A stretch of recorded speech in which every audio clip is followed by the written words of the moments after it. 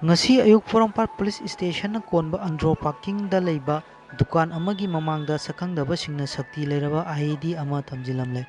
Manipur Police Bomb Detection and Disposal Squad BDS ki expert team na akanba section thorang marakta defuse tawkhre. Police tagi phangba paw amagi matung ina bom adu ANDRO parking da leiba CIA Enterprises kauba dukan amagi mamangda kofu amada haplaga thamjinlambani.